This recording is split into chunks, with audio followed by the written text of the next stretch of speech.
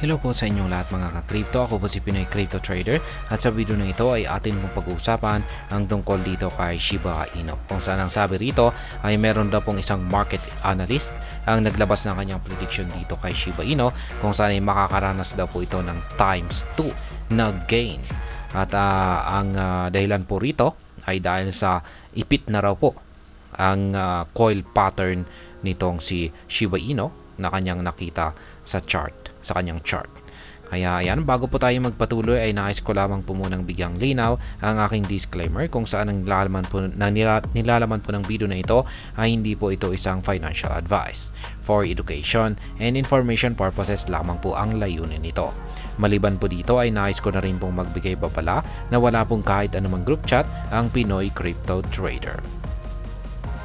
Ayan, analyst David Satoshi predicts Shiba Inu could see a significant price surge, potentially doubling its value based on tightening coil pattern. Ayan, ang naglabas po ng kanyang prediction dito ay ang kilalang analyst na si David Satoshi.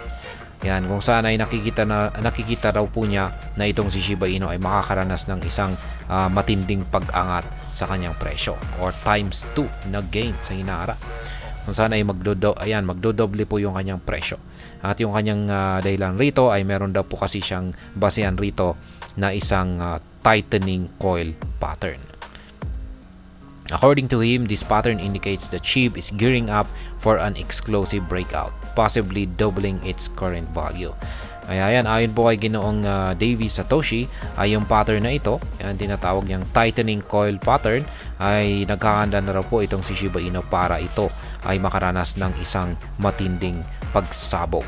Yan, pagsabog na breakout at madodoble po yung kanyang kasalukuyang presyo. Yan, ito po yung kanyang actual na post or tweet dito sa kanyang official X account.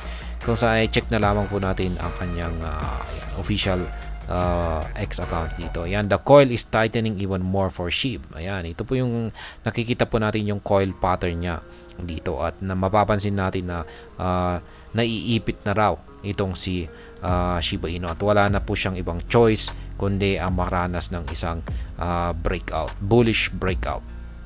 At kung nangyari po yan, kung pag sumabog na po itong si Shiba Inu ay madodoble yung kanyang presyo or makakaranas po siya ng times 2 na gain. Kaya ayan, or baka posible pang higit pa sa times 2 na gain. Kaya ayan, David Satoshi's insight. According to Satoshi, the current phase might be the final opportunity for investors to get in before SHIB's anticipated price surge. Ayan, ayon po kay Ginoong Satoshi ay maaring yung kasalukuyang presyo ngayon ni Shiba Inu ay isa na po itong huling pagkakataon para sa mga investor para makabili sa presyong ito bago po ang inaasahang pag-angat sa kanyang presyo. He firmly asserts that the SHIB pattern typically precedes a strong rally, predicting the token could achieve a 2 times gain from its current level and potentially even more in the near future. Ayan na nga. Ayan po kay Ginoong David Satoshi ay yung kanyang nakita na pattern na ito dito kay Shiba Inu ay sa kadalasan ay nauuwi daw po ito sa isang malakas or matinding rally kung saan ay mataas yung kanyang aakyatin. Kaya ayon po sa kanya ay maaring hindi lamang po times 2 na gain ang maaring ibigay nitong si Shiba Inu sa kanyang magiging bullish breakout na ito, kundi maaring mas higit pa. Kaya yan pong muli, isang market analyst ang naglabas ng kanyang prediction dito ay Shiba Inu na makakaranas ito ng times 2 na gain sa hinaharap, dulot po ng kanyang nakita na isang tightening coil pattern. At hanggang dito na lamang po tayo sa video na ito. Sana po ay inyong nagustuhan ang aking paliwanag sa video na ito. Kung inyo po itong nagustuhan, ay pakiclick lamang po ang like button ito.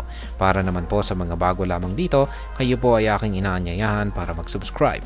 Pakiclick na rin po ang bell icon nito dahil ito po ang siya magsisilbing notification nito sa mga bago kong videos na akin pong ina-upload sa aking YouTube channel na ito.